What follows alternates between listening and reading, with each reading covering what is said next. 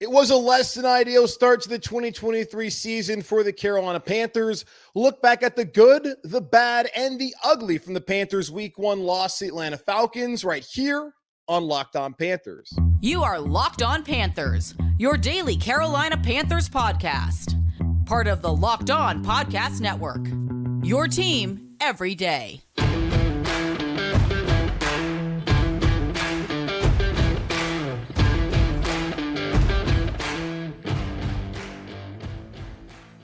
Welcome into another edition of the Locked On Panthers podcast, a part of the Locked On Podcast Network.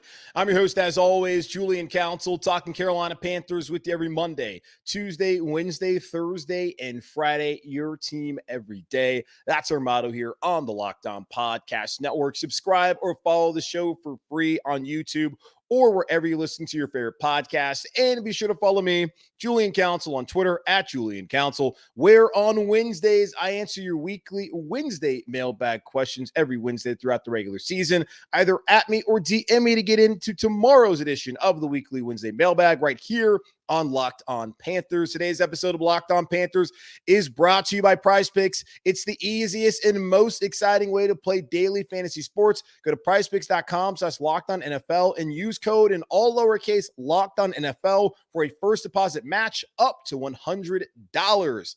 Well, things didn't go according to plan on Sunday for the Panthers as they fell to their division rival Falcons 24-10. I do not think it was in the game plan to turn the ball over 3 times, but it's okay.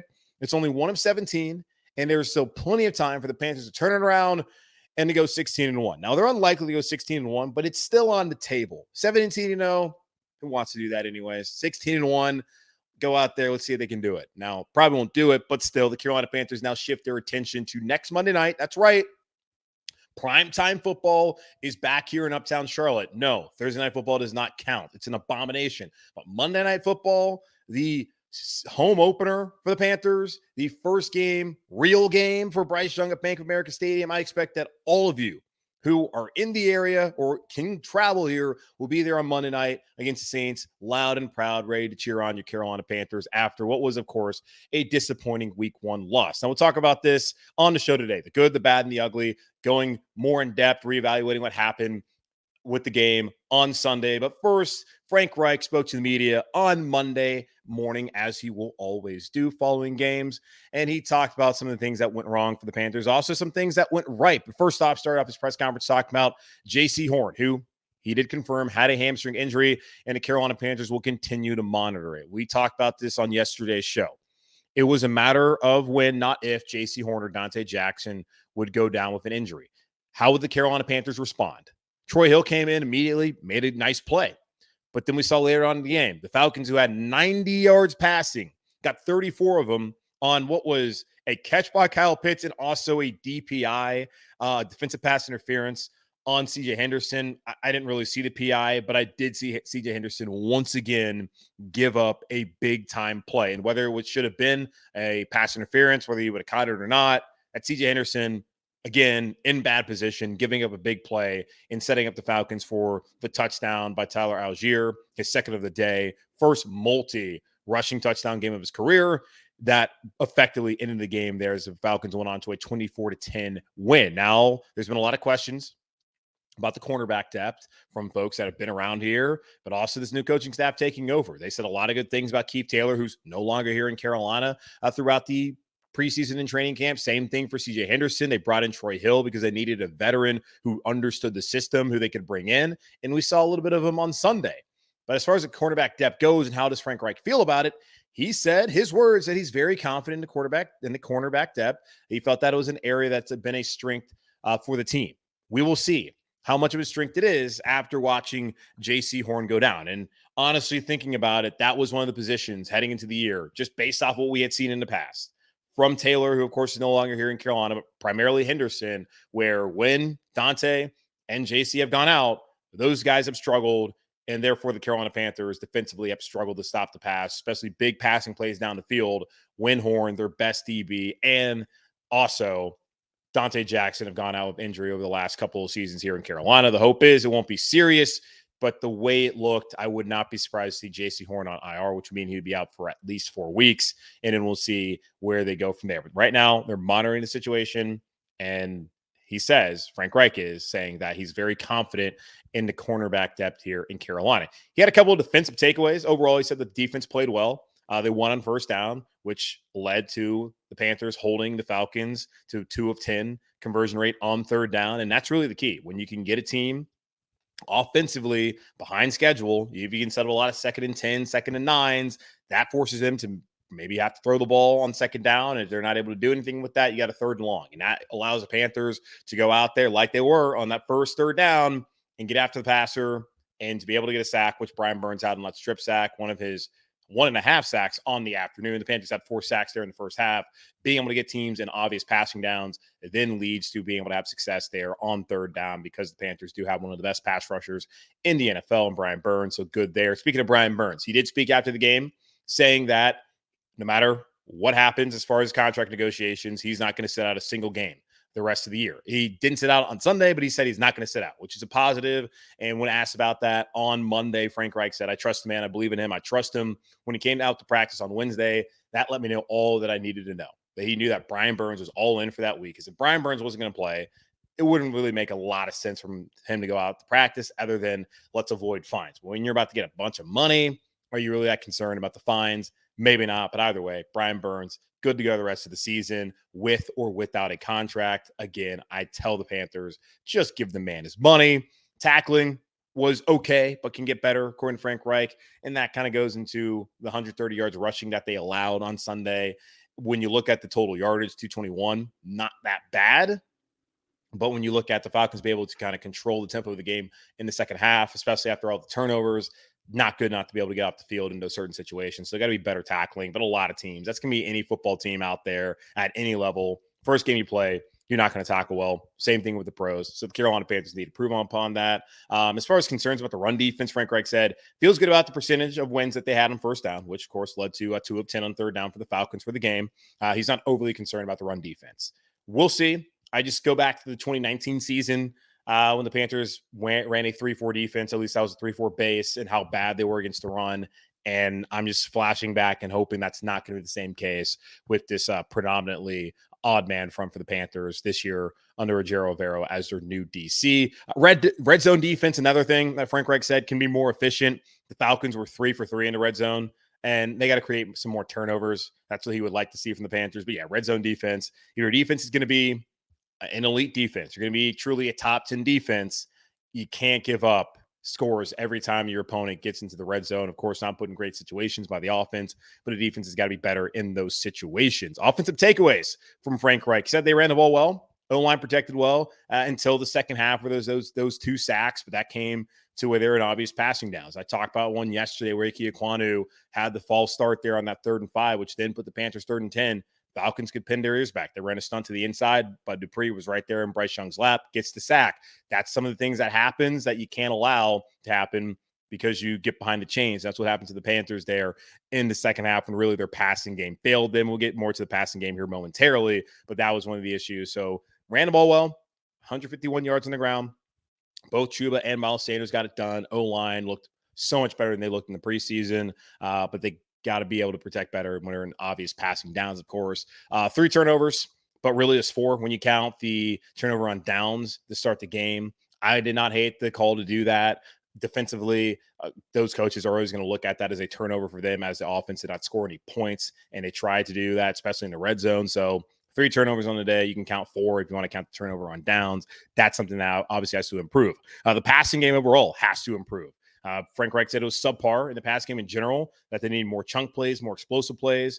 And really that just led to questions about the wide receiver room on Sunday afternoon for the Carolina Panthers. As we know, DJ Chark, who was brought in here to be a guy who could stretch the field, was not out there with a hamstring injury. He's been battling for the last 3-4 weeks. The hope is that he'll be ready by Monday night. We will see if that will be the case, but he was not out there on Sunday, which meant that the Panthers had to play Terrace Marshall, who's been banged up at the back. They had to play him a lot. Adam Thielen, of course, is out there. I question how healthy he was, having been on the injury report with the ankle, limited on Wednesday, did not practice on Thursday, but did play, of course, on Sunday. Then Jonathan Mingo, his first game really in the spotlight as a starting receiver in the NFL, We got to see him out there. So the wide receiver play just really wasn't great overall. And that was a concern I had coming into the season.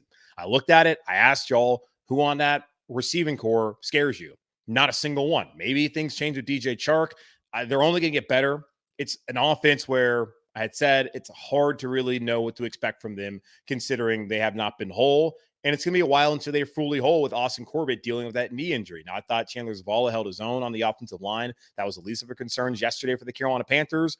But still, wide receivers got to be able to make plays. Need to be able to have a good connection with Bryce Young. We saw multiple times in that game, just there was not the same communication that needs to be there as far as with Bryce Young and his receivers. I'm looking at Terrace Marshall, who has missed plenty of time, and that would lead to him not playing to the kind of level that you need him to play with and be on the same page as his quarterback. But going towards talking about wide receiver play, rather, Frank Reich did say he's confident in his wide receivers, but they need to execute better, and they also need to be put in better positions. He said he's confident in that room and that they'll make plays when they need to make plays, which they did not do yesterday, but still 16 games left to go, and that their guys have plenty of speed, and they'll find ways to make plays down the field. Speaking of plays down the field, as far as deep balls, Frank Reich said they called 4 or 5, maybe even 6 deep balls, a couple that they weren't able to execute, as we saw the overthrow to Jonathan Mingo, the other one that Terrace Marshall pretty much quit on the route, according to Robert Smith on the Fox broadcast. And also there was another time where they had to check out of it because the Falcons were bringing a blitz.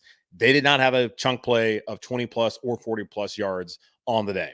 That has to change, especially the 20s. The 41s, not always going to happen. You would like to get 1 or 2 in a game, but the 20-yard chunk plays, the Carolina Panthers got to hit those, did not hit a single one of those on Sunday in that loss to the Falcons. As far as Bryce Young, his play, 20 of 38, 146 yards passing, touchdown, 2 interceptions. You look at the numbers, pretty similar to what we've seen in the last couple of years at quarterback for the Carolina Panthers. The difference is this guy was making his first career start, and he's only going to get better, where Sam Darnold, Baker Mayfield, PJ Walker, it wasn't like those guys were going to really improve and be someone that the Panthers were going to build around long term. The hope is that's what they want to do here with Bryce Young. And Frank said he thought that Bryce played well despite turnovers. He liked throwaways that he made instead of taking some sacks in that game. Thought that he threw the ball accurately, which I can agree with. I think there was maybe 1 or 2 times where he threw it behind his receiver, but overall I thought Bryce was accurate, looked calm. The same guy we had seen in the past, just made mistakes. And Frank did say that the first interception, it was on him, that there's a delay of game call because he wasn't able to communicate effectively with Bryce, and that was on him, that penalty even happened. And I guess that they had to run that play call where, Bryce made that mistake. Frank Reich puts that turnover on him. So there we go. As far as other takeaways from Frank Reich, 3 penalties on special teams, not acceptable at all. You think about the one where the Panthers, for whatever reason, were inside their 1. I don't know what Amir Smith-Marset was doing in that situation, but if there's no penalty by the Panthers, then they're not even in that situation to where they're back at the goal line, and then they get the Falcons good field position, which then leads to the Falcons putting the game away, going up 24-10 after Henderson gave up that big play to Kyle Pitts. But overall, Frank Reich did say there's some positives to take away from the game, but there's a lot that they can still improve on. So what are those things that they can improve upon? We can talk about that throughout the rest of the week. But when we come back here, we'll look at the good, the bad, and the ugly for the Carolina Panthers loss against the Atlanta Falcons on Sunday here in just a moment on Locked On Panthers. Get ready for the NFL season with incredible offers from FanDuel, America's #1 sportsbook. Right now, new customers can bet $5 and get $200 in bonus bets guaranteed. Plus, all customers who bet $5 will get $100 off NFL Sunday Ticket from YouTube and YouTube TV. I already know the first NFL Sunday has passed, and if you're sitting there wondering, why can I watch any of these games? Well, go ahead and get YouTube TV and cash in on this ridiculous offer that they're offering you by going to FanDuel. Now is the best time to use FanDuel. The app is easy to use, and you can bet on everything from spreads to player props and more. So visit FanDuel.com/LockedOnNFL and kick off the NFL season with an offer you won't want to miss. FanDuel, official partner of the NFL. Let's continue to look back at the Carolina Panthers loss on Sunday by looking at the good, the bad, and the ugly from the 24-10 loss down there in Atlanta. Starting off with the good. Positive vibes only, at least, for now, because we have to be honest and talk about some of the bad things and some of the ugly things that we did see from that game. And there were certainly far too many and far more than any one of us would have hoped or expected to have seen on Sunday afternoon in that loss to the Falcons. But again, starting off with the good. The Panthers defense, overall, they looked pretty good. And considering we didn't see Brian Burns in the preseason, We didn't get to see Justin Houston at all, unless I guess you were at joint practice, but I don't even know if he was out there then. You didn't get to see this Panthers defense together. There was the one time where they played the ones against the Giants, didn't look good. The Giants, though, oh my God, 40-0. Really, guys? So the Panthers bounced back, if you can even call it bouncing back. And that's one of those things where maybe don't make too much of the preseason, where it's like, well, why can't they get out the field? This is ridiculous. They were down their top 3 pass rushers, and we saw a much better pass rush, particularly in the first half of yesterday's game than we saw at all. In the preseason, with Burns out there, Derek Brown getting in on the action, the Panthers defense was solid. They looked good. And Frank Reich said as much. 2 of 10 on third down. They won first down a lot of times, 4 sacks there in the first half. Would like to see more of those in the second half, but the Falcons, and this is one of the things I talked about. It was confounding to me how the Atlanta Falcons were rushing for 9.3 yards per attempt in the first half, and they had thrown the ball 10 times. What are you doing? That's what you do. You run. Why are you trying to throw? And every time they tried to drop back and throw, Desmond Ridder was under duress. So they decided to not do that in the second half. So the Panthers didn't really have that many opportunities to get after Ridder, but still 4 sacks. You like to see that. Of course, Brian Burns 1.5. Derek Brown getting in on the action. Shai Tuttle as well. Frankie Louvu picking up from where he left off last year. We had 7 sacks. Like to see that. 221 total yards. You're going to typically win if that's what you're going to give up in an NFL game. Like yesterday, if we talked about it, and everyone knows this, it's pretty simple. And of course, there's always going to be the people who are going to say, oh, the refs screwed us from the beginning. And I got one of those tweets, and I just rolled my eyes like, dude, really? The team turned the ball over 3 times. If there's any turnover you can even try to say the refs screwed you on, it was on the Miles Sanders fumble. But looking back on it, he was still up. The ball was out. And yeah, there was a clear immediate recovery. I didn't see it at first, but looking back at the replay, I see where Lorenzo Carter jumped on it immediately, had to add the ball. So that's the only one you can even try to dispute. But even still, where that's 10 points, so that you maybe take off the board, Carolina Panthers still lose that game. They need to do much better, not turn the football over, of course. So 221 yards, you're usually going to win in those type of games, 91 yards passing that they allowed. Now they're going to play much better quarterbacks. That's not what they saw in Desmond Ridder, at least starting his 5th game in the NFL. We'll see what he looks like later on in the season when the Panthers play him. They're going to face a better quarterback on Monday night in Derek Carr, who threw for 300-plus yards in his Saints debut in that win against the Titans on Sunday afternoon. So like what the pass defense did, they'll get a far better challenge without Jase Medical likely come Monday night. The running game, another positive for the Panthers. Rushed for 154 yards, 4.8 yards per carry. Love what I saw from Chuba Hubbard. Miles Sanders, aside from the fumble, was solid. I would ask the question of maybe split the carries a little bit, considering that Chuba had far more of a burst than Sanders, but also recognize that was Miles Sanders' first game out there with the Panthers, and not play in the preseason, was banged up with a groin injury. So I'll give him a little bit of time to really get acclimated and play at the level that a lot of us hope he'll play at this upcoming season. More good offensive line play. A lot of y'all were freaking the hell out during the preseason about the offensive line play.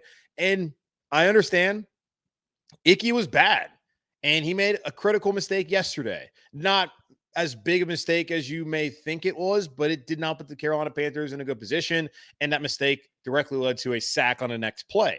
So you got to be better there, but I thought overall he played a solid game. Brady Christensen, same way. Bradley Bozeman, they paved the way. They looked like the same offensive line in the second half of last season that was able to run the football.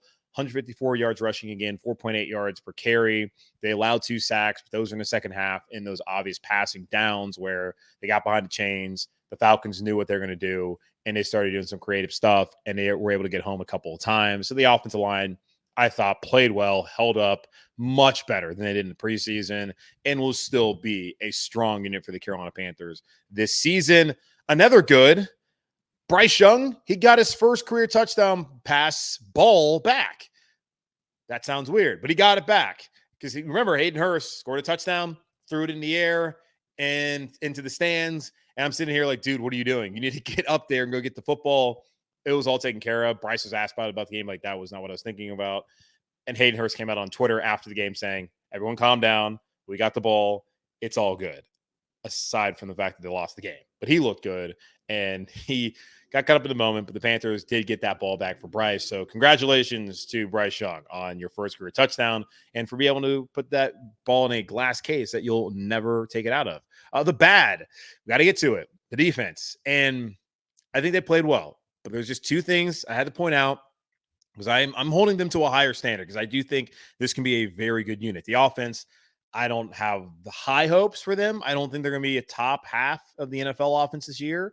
But we'll see how they improve throughout the season, which I believe there will be improvement. There has to be improvement because if there's not, this is going to be a long season. But defensively, I thought they were good, but they weren't great. They allowed 130 yards rushing. That's 5 yards per attempt. The defense also wasn't great when it came to sudden change. They allowed 17 points off turnovers, and that goes back to Frank Reich saying they need to be more effective in the red zone where they gave up 3 out of 3 opportunities where they gave up scores, so they need to be better there. So the defense, that was the bad for them.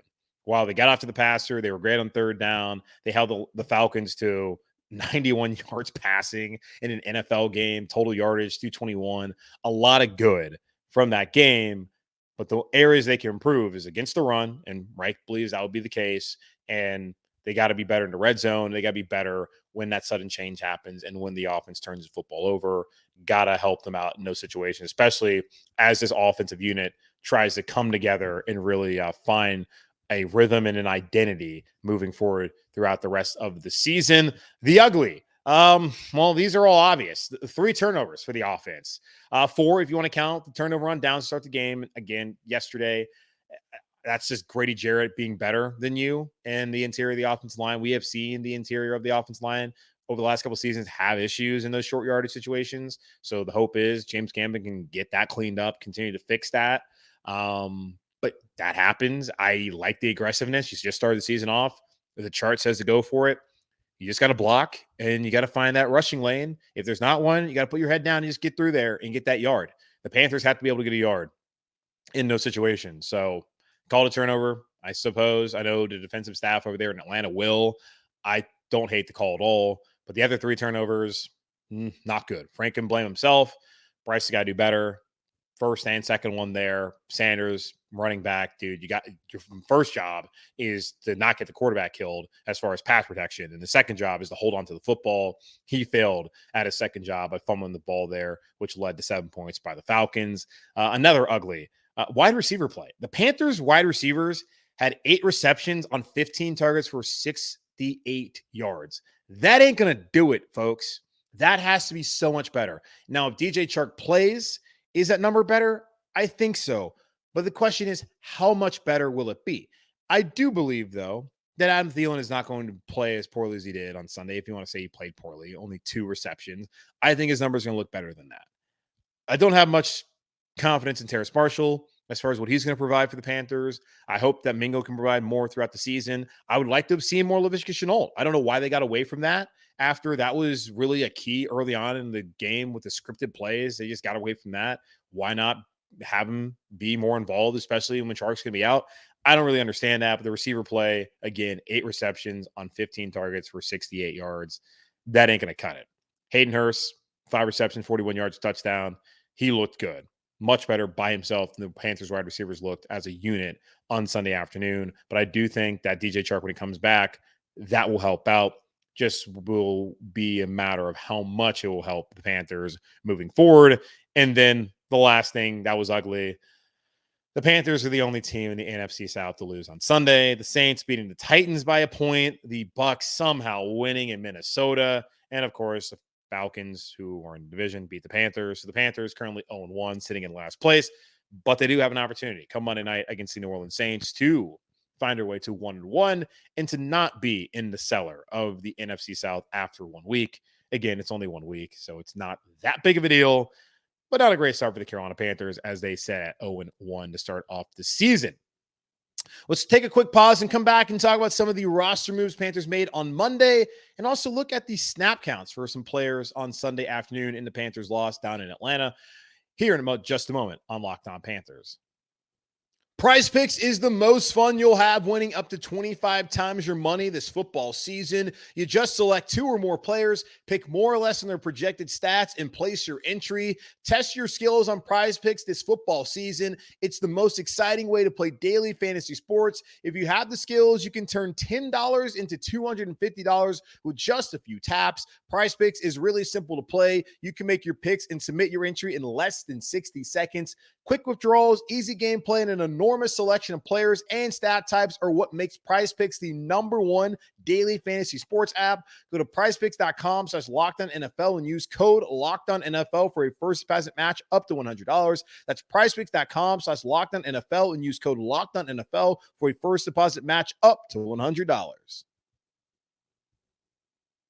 Let's take a look at some of the snap counts from the Panthers game on Sunday down in Atlanta. Starting off with the wide receivers. DJ Chark not out there. Terrace Marshall actually played the most snaps of all receivers, playing 90% of the offensive snaps on Sunday afternoon. Adam Thielen played 88%, and Jonathan Mingo played 87%. To really break that down, Terrace Marshall played 1 more snap than Adam Thielen and 2 more snaps than Jonathan Mingo. 2 receptions, 19 yards, 7 targets. Not a great outing for TMJ against the Falcons, but did get an opportunity. We'll see whether he gets that much of an opportunity next week when hopefully DJ Chark is ready to go on Monday Night Football against the New Orleans Saints. Ihmir Smith-Marsette, who was the primary returner for the Panthers, made a boneheaded decision, and also just, I don't know, I still don't understand the call. But still, where was he going? He only played 2 snaps on offense as a wide receiver. So even with DJ Chark out, it's not like they were asking much out of Ihmir Smith-Marsette. So we can see what his role is going to be here in Carolina this season. Looking at the running backs, Miles Sanders played 44 snaps. Chuba Hubbard's 28. I wouldn't hate to find a way to split those just based off what we saw. But I will, I guess, I will. I'll give it some time, wait to see what Miles Sanders can do and see if Chuba Hubbard can be as consistent. But what we saw from Chuba last year in that secondary role, he was really good. Maybe he is better off just being that secondary role guy as a 1-2 punch and being someone who can help you out in the run game, because he ran out there yesterday with a lot of aggression. And I like to see that. And I like the role for Chuba. But if he's going to run like that, and if Sanders is going to count the football up, then would love to see Chuba Hubbard maybe get more of an opportunity. He ran hard in the preseason as well. 3rd-year player. Good stuff from Chuba Hubbard, and I think we'll see much better from Miles Sanders moving forward. Tight ends, Hayden Hurst played 41 snaps. Tommy Tremble, 18. Ian Thomas, 15. That's what you want to see.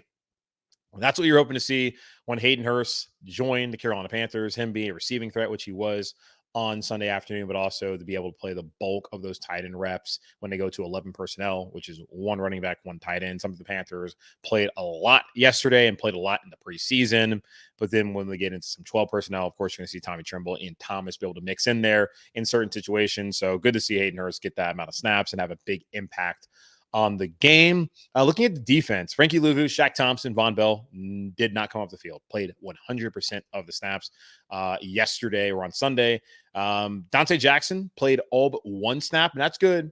With Jase Horn going down with that injury, it's good to see Dante Jackson be healthy, be flying around out there, and be able to play pretty much every single snap aside from the 1. Derek Brown and Brian Burns also, they played every snap aside from 2 of them. Jeremy Chin, interestingly enough, played 38 snaps, which is only 73% of the game. So we'll be interesting to see if that will be the trend moving forward.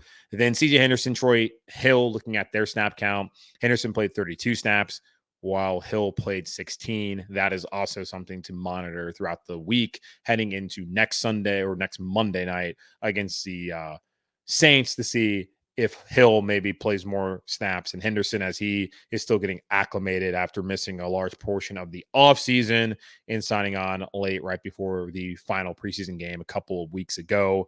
Defensive line was wondering about, would you see Nick Thurman, LeBron Ray? LeBron Ray saw him out there. I swear I saw Nick Thurman out on one of the plays, but I did not see him out there as far as the snap count as someone who played. So LeBron Ray got 1 snap, his first snap in the NFL, his 1 and only snap in the NFL. And then as far as defensive end, or really outside linebacker, edge rusher rotation went, Etor Gross-Matos only played 4 snaps, did not see Amari Barno on a defensive snap. He did play a lot on special teams. DJ Johnson was a DNP, coach's decision. If we're going to talk NBA here, he did not play at all on Sunday afternoon. Some roster news from the Carolina Panthers. On Monday, they have signed offensive tackle David Sharp from the practice squad to the active roster. They signed Chandler Wooten last week before Sunday to the active roster to get the roster from 51 to 52. Now the roster is officially at the 53 active men that they can have. And Sharp is a former fourth-round pick of the Raiders who has played with Houston, Washington, and Baltimore, was with the Ravens in camp during the summer. He's played in 37 games with 6 starts, 6'6", 330. He gives the Panthers kind of size and experience that they need at tackle. And as far as who this impacts, I would not be surprised to see Ricky Lee inactive on Monday night. And that would allow David Sharp to then be active, as he is someone who has been, someone who started in the league and has a little bit more experience, and someone they can probably depend on a little bit more than Ricky Lee, who, of course, is a UDFA out of A&T, who has never played. I also saw that Nash Jensen, he was a healthy scratch on Sunday, so it would make sense for Lee and Jensen, as they have 10 offensive linemen now, to both be the healthy scratches that those guys continue to develop throughout the season during practice. The Panthers need to add 2 more guys to their practice squad, so they've signed veteran defensive end Chris Wormley and cornerback, I swear this is his name apparently, DiCaprio Booty, to the practice squad. So welcome to Carolina, Chris Wormley and DiCaprio Booty. DiCaprio Booty. That's going to wrap up this edition of the Locked On Panthers podcast, part of the Locked On Podcast Network, hosted by yours truly, Julian Council. Again, y'all subscribe or follow for free on YouTube or wherever you listen to your favorite podcast.